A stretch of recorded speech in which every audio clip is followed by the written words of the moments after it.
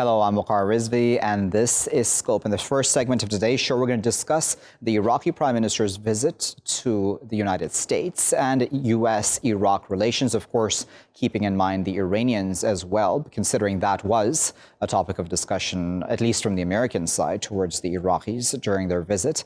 We know that a huge number of deals have been signed, upwards of $8 to $10 billion is the estimate of energy deals and other such deals signed between the two countries, of course, in favor of the Iraqis at this time, who badly need investment after years of course, of upheaval, of war, etc. But of course, the main issue does remain when it comes to Iraq, the fact that it has become the setting of the rivalry between the United States and Iran, especially in the Middle East region. Let's discuss all of that a bit further. We're now joined by Dr. Bamo Nouri, who is an academic, political analyst, investigative journalist, and expert of the U.S. foreign policy in the Middle East. He's joining us from London. Joining us this morning from Indianapolis, Indiana, is Dr. Hossein Banai, who is an assistant professor of international studies at the Hamilton Lugar School of Global and International Studies at Indiana University. Hossein and Bamo, thank you both for your time today. Bamo, let me start with you. What do you make of the trip to the United States? I mean, Al-Kadhimi is pretty much known as a fairly pro-U.S. Iraqi leader, isn't he? He is, in comparison to all the other prime ministers and the kind of designate before him, which was Assad al-Idami.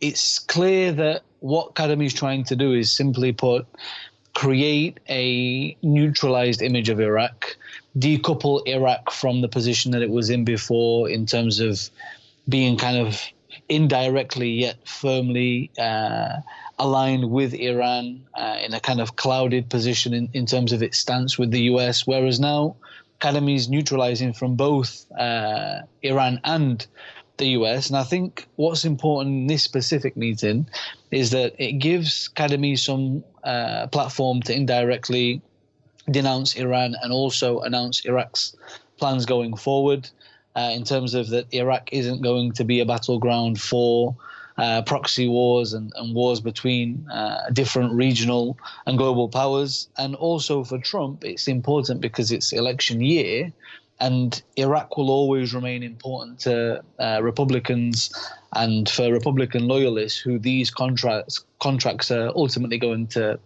benefit. It's also an important win in that regard in a very, very difficult year for him as well. And do you think there are alarm bells going off in Tehran right now when it comes to this meeting, these meetings and these deals? I mean, does this mean that the Iranians are losing their grip over Iraq? Not necessarily. I think Iran's objectives in Iraq has always been to make sure that its own networks of patronage are well supported from Tehran, and that it does everything it can to maintain its influence with the government in Baghdad. They're always aware of the fact that the Americans are going to play a big role, especially when it comes to Iraq's energy and security sectors. But at the same time, they have to ensure that especially the Shia-dominant political parties and groups still maintain their loyalty to the government in Iran.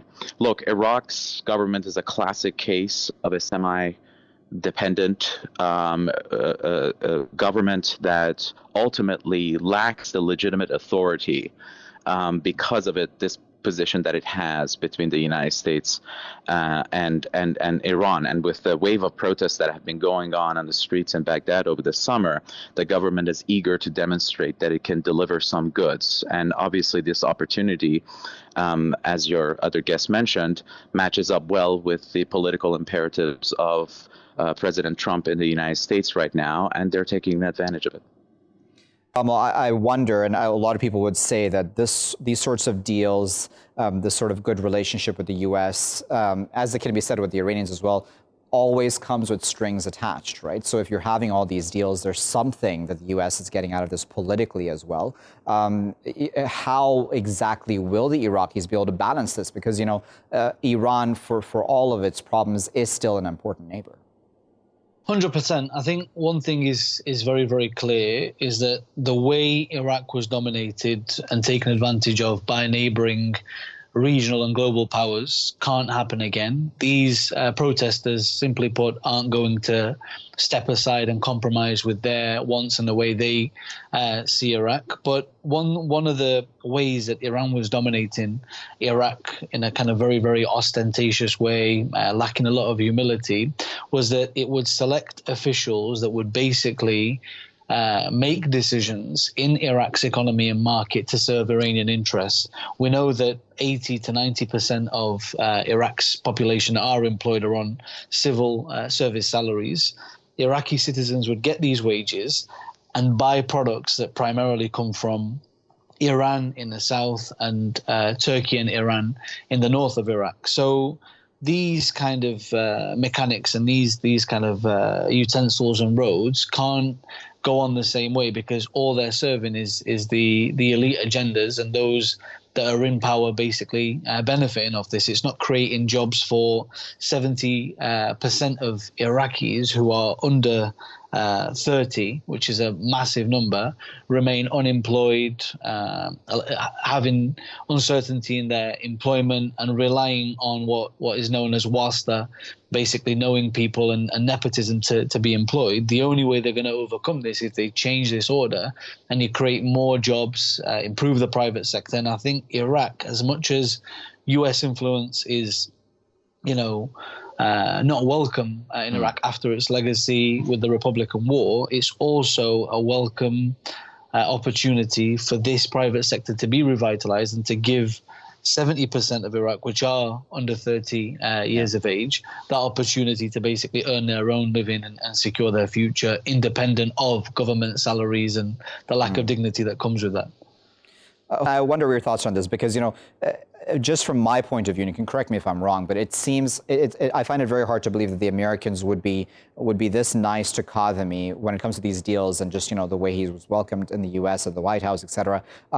If there wasn't that calculation of, okay, if we keep the Iraqis happy, if we have some form of influence that is larger than the Iranians because we can sign all these deals and help it out with its energy sector, that all doesn't have, in fact, to do with the Iranians, right? With having that anti-Iran, if I may say, presence right at the Iranian border. Oh, that has a lot to do with it. I fully agree with that. I think the timing of this announcement, obviously, is very politically opportune for Trump and his allies as they go into this very difficult re-election year. They have used every opportunity at their disposal to highlight Iranian malign influence in countries neighboring Iran, not just in Iraq. And obviously, Iraq is a place where Trump not only wants to highlight that it is pushing back against Iranian influence, but also that it is decreasing the American military footprint, which is also a major political point that he wants to make at home, that he is the one that is ending American military presence in Iraq, and he's doing it in a way that both Barack Obama and George W. Bush were unable to do, and highlighting Iran as the country that will ultimately pay the price of American economic influence in Iraq, obviously is something that is very important to him and his allies in this election year as well. And the Iranians very well understand this as well. They are very good at reading American political opportunism and biding their time and responding in a way that increases their influence over time. Time and again, we've seen this both in the George W. Bush administration and during the Obama years, that any announcement that on the face of it came at the cost to the Iranian government, in fact, over the long term, the Iranians found a way to use it to their own benefit. Bob, the final word before I let both of you go. On this issue of troops and the reduction in Iraq, there seems to be some disagreement behind the scenes, at least within the U.S. establishment, right, where Donald Trump is saying this may happen very soon, but then there was no timeline spoken of, at least to the best of my knowledge, during Kadhimi's trip, and even a number of U.S. military officials have said we'll have to wait and see. I'm paraphrasing, of course, what they said about how that may very well occur, but that has been the goal of the Iranians, right, from day one, ever since, of course, especially the assassination of Qasem Soleimani as well. What are your thoughts on that?